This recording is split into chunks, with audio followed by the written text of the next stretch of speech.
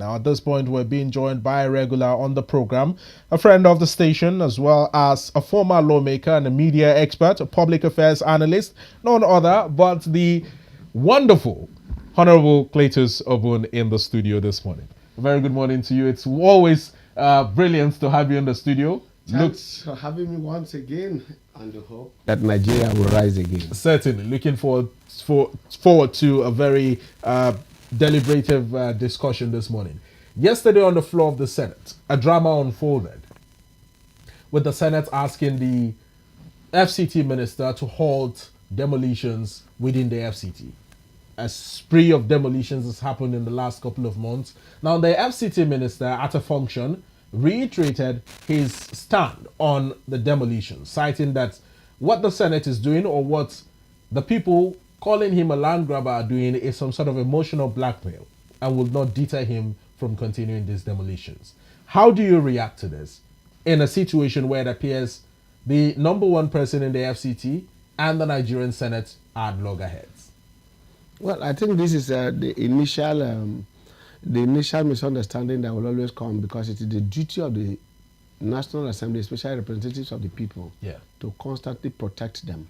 And so what the Senate did was a preliminary objection to what the complaints are from the public. Yes. And that is the fit and proper thing to do. The Wike's response was unnecessary, exorbitant, and completely out of place. He had no business responding to the Senate. Unless we are going to run a parliament of ours, you make those kind of comments, you are summoned. And if you don't appear, a warrant will be issued on you as minister. You have no immunity. So he responding to the senators is completely out of place. He has no business responding to the press. Is to respect them and come to explain himself. Because I know why he will be angry. Because if you look at the documentation and how the master plan of Abuja has been distorted, how people brazenly go into green areas, playgrounds, to set up buildings, because they had people in power at the time. It will be as vexatious as that. So justified anger will not in any way justify unruliness. Like the lawyers will say, no matter how stupid a court judgment seems to you, you must go and seek an appeal to vacate it. You do not challenge it and go introduce self-help. Otherwise, there will be no law and order in society. So Wike, while doing the right thing, took the wrong step. Good intention, bad execution. Now, one of the many claims by individuals within the FCT, Honorable Obun, is that the minister is actually grabbing these lands and giving it out, reissuing it out to his cronies, his friends, and all that. And with further investigations on the way, it has revealed, sort of, that the minister's business, there is a company registered under the minister's name in some way, is one of the many companies that these allocations are being made to. Now, these findings are not certainly confirmed, but do you think that maybe in some way the minister has some sort of personal interest in these lands that are being taken over and reallocated to certain individuals in the society? I have given you the first step that no minister in Nigeria enjoys immunity of any kind. Because he's not a governor. Secondly, is that what you are saying is nothing but allegations that are yet to be verified.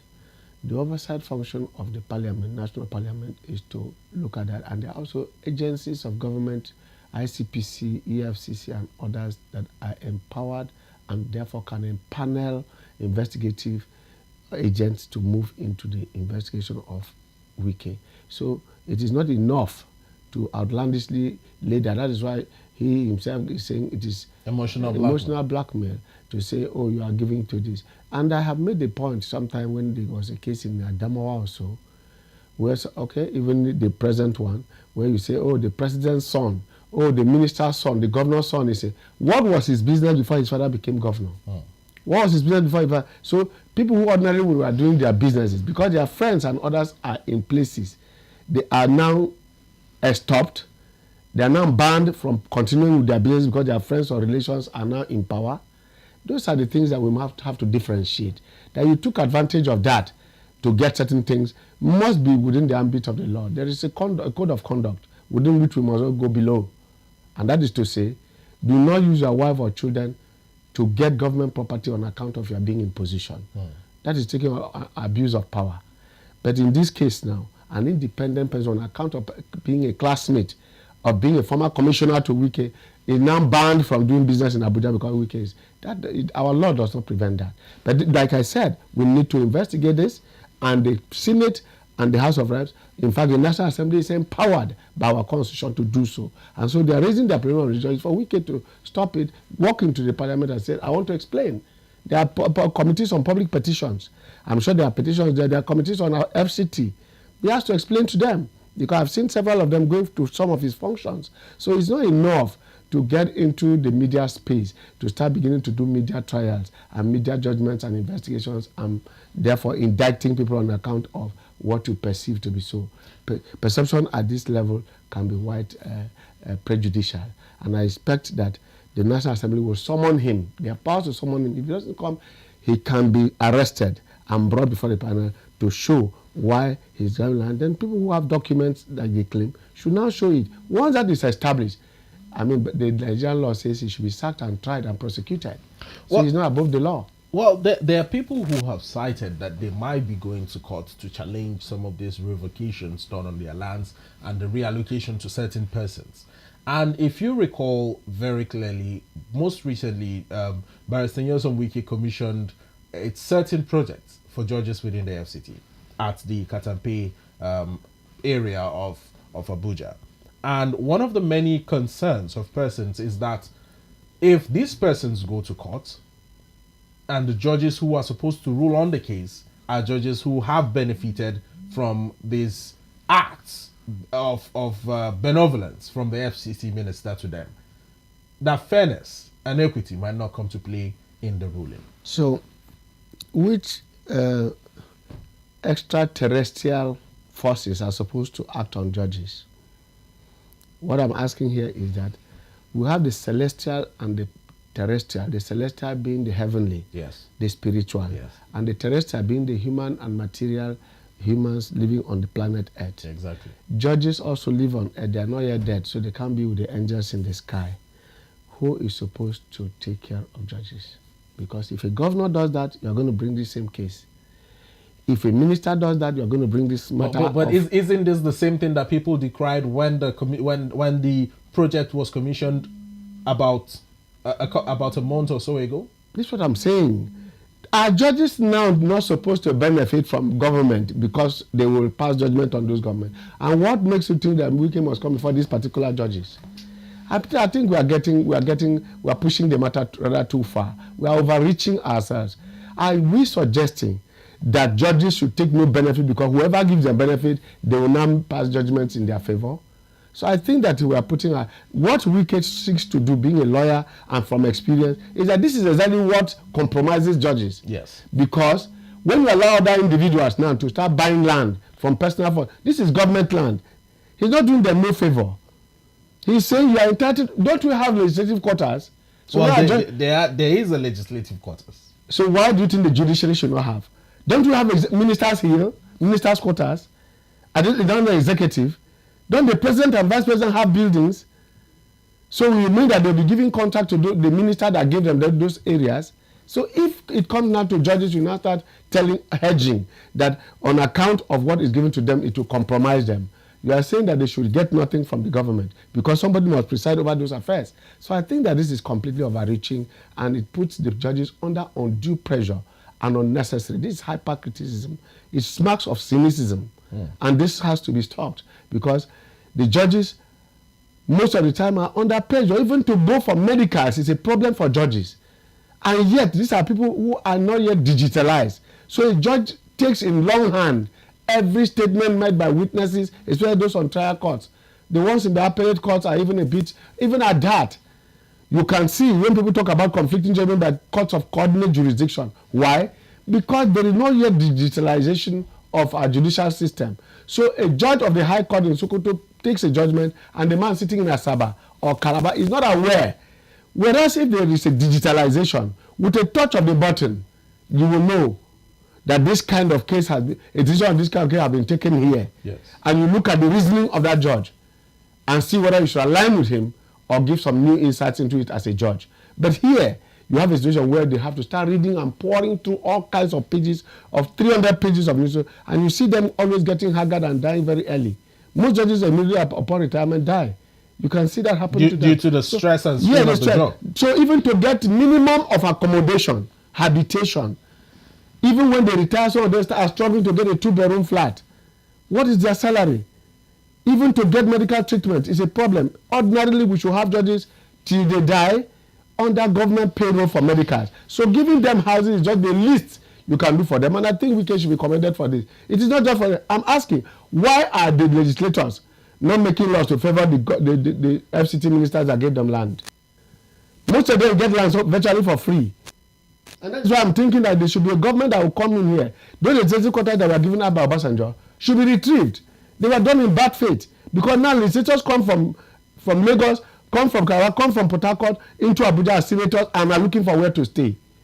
That was not the intentment of giving legislative quarters. It's just like barracks. What was the intent in the first place? The intent is that first there should be camaraderie within the place. There should be bonding. So you have a law you're about to make, and then you call your neighbor, your colleague in the next flat. Are you around? Let's go to the next garden. Look at this law. Have you seen what I'm thinking? You compare notes. So when you get on the floor of the house, you have a synergy. There's a synchronization. But under the present situation, one is looking for a place in Mpape, the other one is looking for a place in Gwagwarada, because they are no longer staying together. And that is why you see a cacophony of voices, that things that will ordinarily have been discussed before you get to the floor.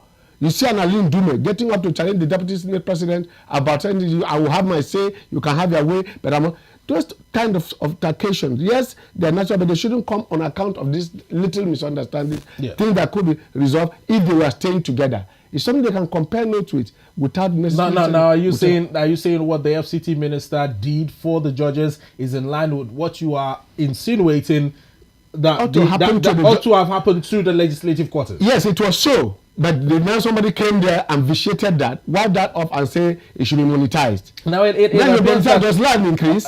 Almost everybody who lives in the legislative quarters is not even a lawmaker. A legislator, a former legislator. Yes. Very few of them are there. They sell them all out to make money and go back to their villages.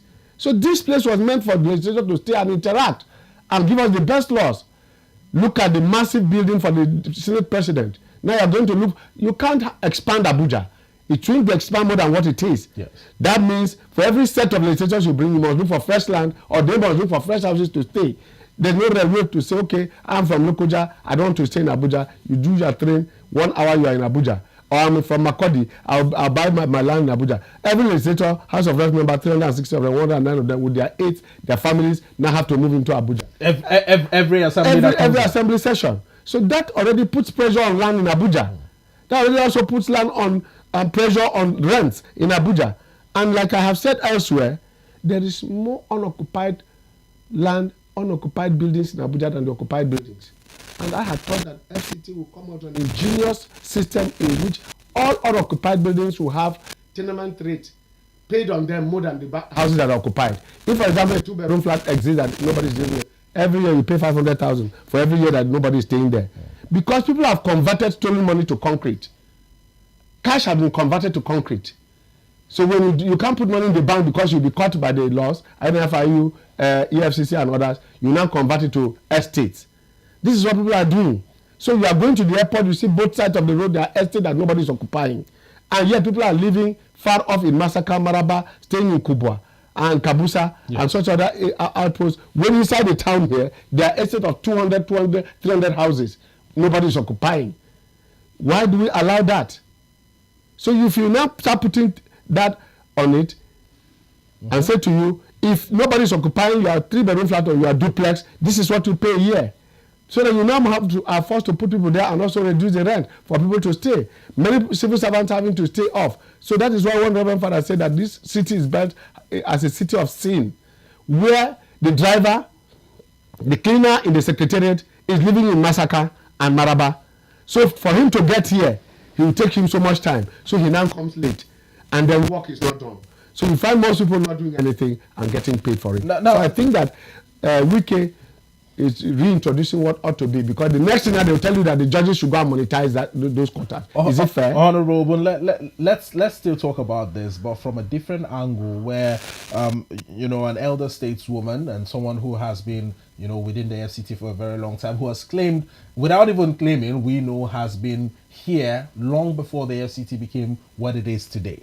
Now, this is talking about Rita Lori Ogbebo. I beg your pardon. Now, she said, I will read out something to you. She said that the estate, which is located in Life Camp area in FCT, is a property of Polosa Nigeria Limited, a company owned by Colonel Ogbebo, a Civil War hero and one of the first Nigerian officers of the Nigerian Army, who is also her late husband.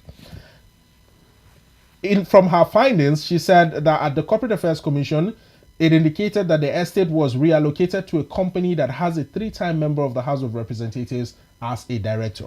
Now, the estate was revoked by the FCDA and reallocated to somebody who is a legislator within the current administration and has been a 3-time legislator. How do you react to this, considering the fact that persons like this have been serving Nigeria for a very long time, whether in government, her husband was in the military, business-wise, she has created a lot of jobs for the teeming Nigerian youth and a lot of individuals within the country. And then it appears that what the FCT minister has done to the property owned by her husband is a sort of adding injury to her already wounded self after losing her husband. I think that's what Wike was referring to as emotional blackmail, because this kind of story can evoke a lot of emotions. First, from the military, who will feel that, oh, if I retire, this is what I will suffer as well. Yes. And then from other widows and other sympathizers who will say, how can you do this to a widow who has done so much and who is suffering so much? This is the emotional blackmail that Wike is talking about. Again, like I said, it has to be subjected to investigation. And where this is found to be so, I mean, it's not a final judgment. It is not a final decision. But it has been revoked already, and he is FCT minister. It has been reallocated to somebody, a powerful individual within the society. This is what the point I'm making, Yes. that the woman already has to her own avail. For every injury, there is a remedy. Yes. Within our legal system. She has the courts to resort to. She has the first instance, which is the public, to get sympathies and attract attention to it. Because if you do not cry out the way she has done, there will be no remedy for her. So having taken this first step, she should now move to court and demonstrate before the court and show evidence that this property has been. Because I remember clearly that before today, most people who were living in FCT, literally guest house on at Gerki, Yes. is one of the oldest you find in Abuja. Certainly. It ranks along with some of the hotels that you find in Area 10. In Area 10, yes. So those type like the Sheraton Hotel and the rest. Sheraton, this other one by near Defense Building, opposite Defense Headquarters. Oh, okay. I think I recall the, but Yes. I can't quite remember the name. Yes. But I know where it's situated. So this kind of hotels, this kind of people who started Abuja when nobody wanted to come to Abuja, should be used as our museums, as our referral, as a heritage, and as a pride for Abuja and those who brought it as a unity state, a unity city. So if it is a city of unity, then those who made it so shouldn't be made to feel that they made an error. And I think the woman has a right to cry out the way she's done. But like I said, there must be an investigation to establish that this was wrongly done. Because I also know that people who had their lands revoked also reclaimed those lands illegally at certain point, because they think that they had people who they knew people in power, and then they walk in there and get them back. So when you get this back and forth, then there must be. Remember, the last time we ever had anything like this was under El Rufai as Minister of FCT. Other ministers have never had the courage to do what Wike is doing. So he definitely will step on toes. There will be errors made, but there should be courage enough also to correct those errors and admit that they were mistakes. I think that is what Wike owes us, and that is what we all offer, because equity does not avail the indolent. So this woman must be alert and vigilant. The vigilant must at all times take their rights, and those rights belong to those who assert them. So under our laws, this woman who is now showing that she has enough evidence that her land has been claim of the land, she can get that back in court. It will take a long time, but I think that Wike is not the kind of devil they want us to believe he is. Because doing the kind of job he's doing now, he will definitely step on toes. And many, many people are going to be hurt. There will be errors made. In the heat of the moment, some errors will be made. But those errors will pale into its significance when you see the overall picture of the rearrangement and re-establishment and reclamation of the original roadmap and master plan of what Abuja ought to be. Let people not bring Lagos to Abuja. It took only Tinubu and subsequent regimes to restore Lagos. Let us not allow Abuja to degenerate to that state in which there is lawlessness, chaos, and everything. Gardens are taken over by buildings. Playgrounds are taken over, no greening and all that. Roads are. Look at what Wike has done with the road network. I mean, we cannot take that away. You also now cry because in doing that, many people lost their homes in doing that, because we are now building on roads, building on bridges and waterways and sewages. So if somebody comes here with the courage and say take that off, of course people are going to go down. Places, markets are brought where they were supposed to be greens, and buildings are brought where they are supposed to be commercial buildings. You build a residential building. When you are taken out, you say I built it 5 to. That does not amount to anything, because you built it first of all on illegal grounds. Or on government land. On government land in an illegal place. If this place was supposed to be commercial and you go and build a residential building, you ought not to keep it. If a place is supposed to be residential, you go and build a commercial building there, you ought not to keep it. You will lose it. Ultimately, these are the kind of things that we are talking about the master plan. So you don't distort the master plan just because you think that you can win public sentiment. It won't avail you. It won't help you.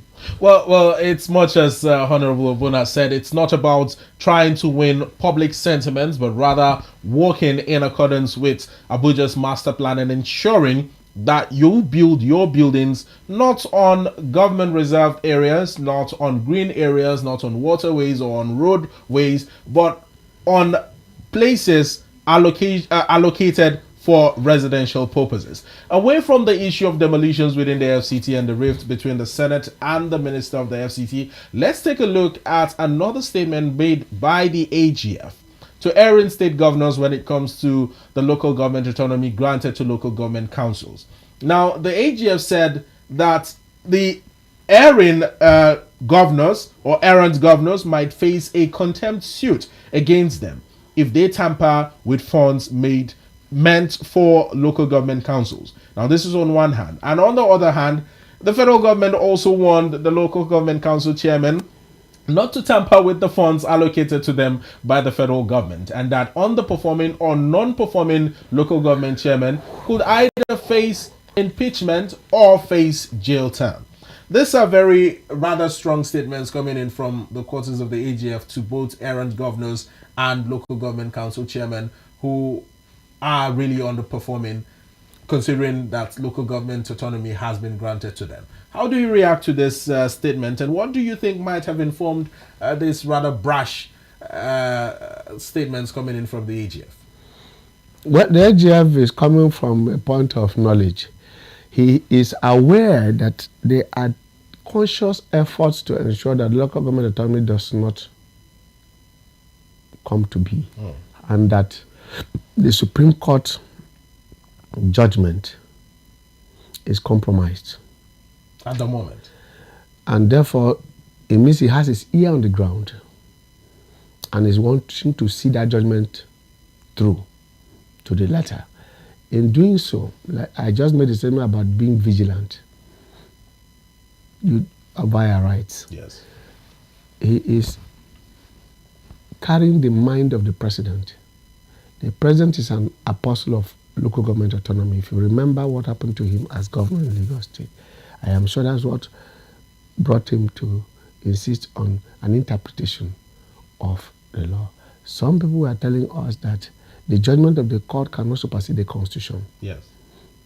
The Constitution lays bare what should be, and the judgment interprets what it is intended to be. That is final. It becomes a law. Judgments of courts,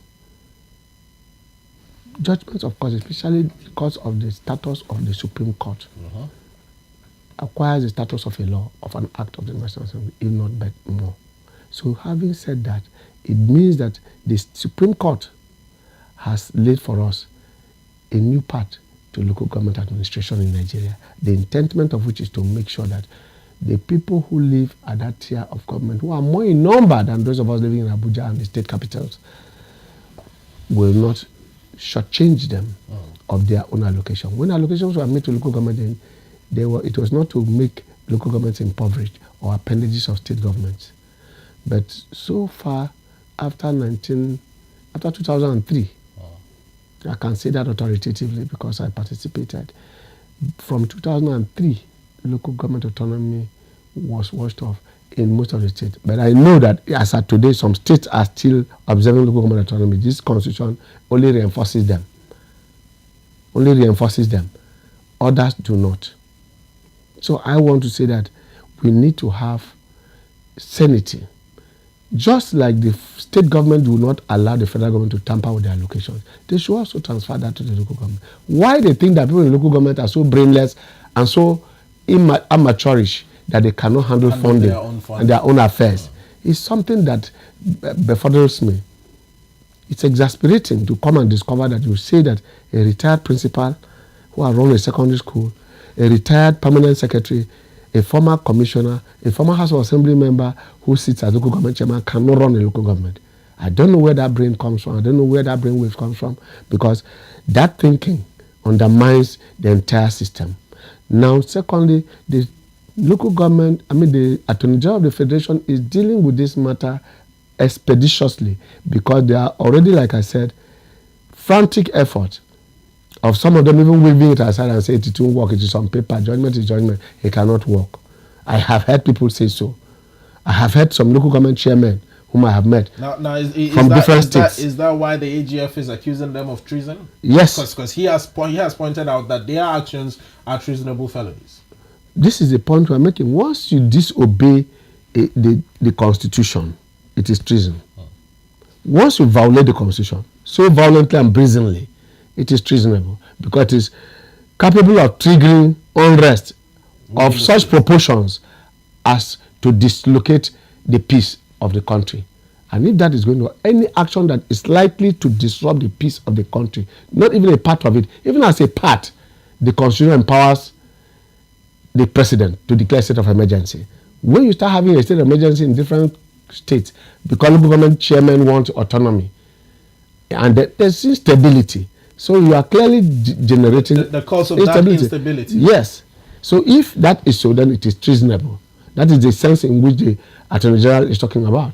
It's coming out to say, you better put it up, because of the way the local government chairmen are brought into office. Yeah. It makes them sometimes powerless and helpless. But where councillors who also emerge from that same system insist on autonomy, there's going to be a fist curve. And once that fist curve arises, you are going to find states in which you have no other thing doing other than going to settle peace. Now we are rushing to go for police, state police. Yeah. Of course, you know what that also portends for us. So for me, clearly, I think the first thing to do is rather to bring the peace rather than maintaining peace. Interesting. Peacekeeping and peace maintenance are two different things. Peacekeeping presupposes already a state of anarchy. Yes. Maintaining it is the state thereafter. So we need not to get to that point where we are going to be doing peacekeeping and peace maintenance. Let us rather prevent anything that will lead us to that. And I think that is what the Attorney General of the Federation is into and trying to bring out. Now, away from the governors, let's also turn our focus on the local government council chairman. Some of them who might see this as an opportunity for them to loot with reckless abandon. Oh, we have money coming in directly into our coffers now from the federal government. The governors cannot decide what to give us. We are getting the money directly, and we can do what we want to do with it, and we can loot as much as we want because nobody is going to checkmate us. And now the AGF is saying that if any local government council chairman does that, it is jail time for them. What does this portend? It is the same with the misfortune is that the local government chairman do not have immunity. The governor do immunity and say wait until he leaves office. Or you could be impeached. You could be impeached. But the local government do not have that. So you are just picked like any other ordinary citizen, and you are taken to prison, investigated and jailed. So rather than get involved in that, why won't you do the right thing? Because the regulatory framework for financing the local government system is already in place. So why won't you follow it quietly and get away in peace? And that is why I think that with what is happening now, More mature people are going to get there, not those who are these accidental leaders as local government, where local government chairman are selected on the basis of favoritism or some patronage by political godfathers. Yes. And put in place there just to cover space almost as a gift, as part of settlement for my boys. This can no longer be, because now people will know that it is serious business. And I think this is the last batch of local government system that people are going to just come from anywhere and begin to appoint and select whoever sits as councillor, who sits as chairman of local government. It is not even good for the governors, for them to bring those who cannot add value to them at that level. Because it's just like the states now. You bring money to the states from revenues generated from the revenue. The increment has been there, it is being published. And then people are not asking the governors, where is the money?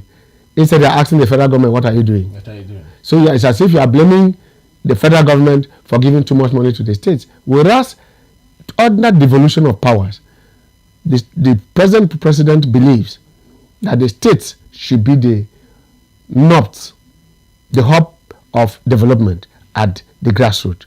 And that translates also by moving it to the subnationals, the provinces, which is the local government. So if the state do what the federal government do with the state and do that to the local government, clearly you are going to have a situation where there will be rapid development and it will be revolutionary, because we have stayed in this country and seen what local governments do. People survive by just being contractors in local government. Local governments were given scholarships and bursaries up to the 90s. So for us to come at this point and find that it is no longer possible, as if the situation has changed, so the more increment we have in our revenue intakes, the more loose we become, the more impoverished we become. That paradox has to be cured by a deliberate effort to bring qualified persons, competent persons to run our local government systems. And this is where we are at this point, where we are asking for autonomy. It shouldn't be autonomy to rascals, where you have executive rascality, where you have job for the boys, yes, where people now think that they have enough money to buy new cars and build their houses. That's why people who have not had experience and exposure should not be brought to local government system. Where parliamentarians at that level, the councillors, have to be ingenious, and people who are sufficiently exposed and are willing to learn, that can graduate from councillorship to state houses of assembly, and then move on from there. So that there is a leadership recruitment policy that begins from that point. Most of the people you meet here began at that point. So some of them started as student union parliamentarians and then moved into the secular politics, and some of us are products of that system. So I think that autonomy for local government at this point is the most important thing that should happen to us, and that will also check even the insecurity we are talking about. Once local governments are able to hold their ground, because everybody you are dealing with in Nigeria lives in a local government. Certainly. So if the local government chairman has powers, I remember I think it was the governor of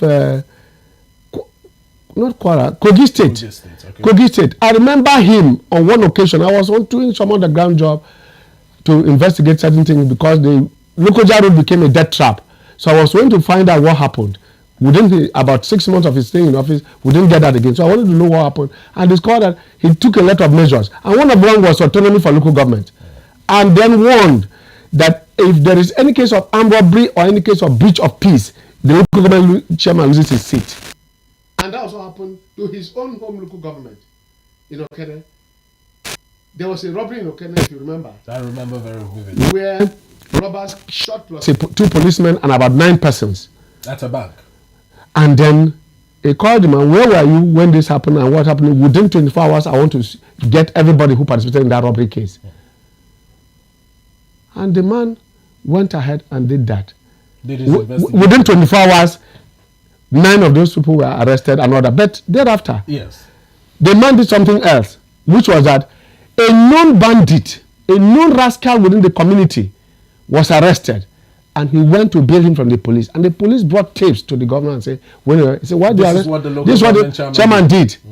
From that office, he called the man there and sacked him on the spot. I remember that incident very well. So if you had those type of checks and balances, and the people are given such autonomy and given such mandates, clearly you are going to have peace in the local government, peace in the country, and peace in the states that are volatile. Well, still talking about peace and volatility of some certain states. We saw a report this morning that Kaduna State Governor Sani Uba has pushed for state policing. Now, this is off the back of 36 other states also submitting proposals with regards to state policing. And you mentioned something about state policing earlier and how it would help curb, the grassroots insecurity that we have been having across different states in the nation.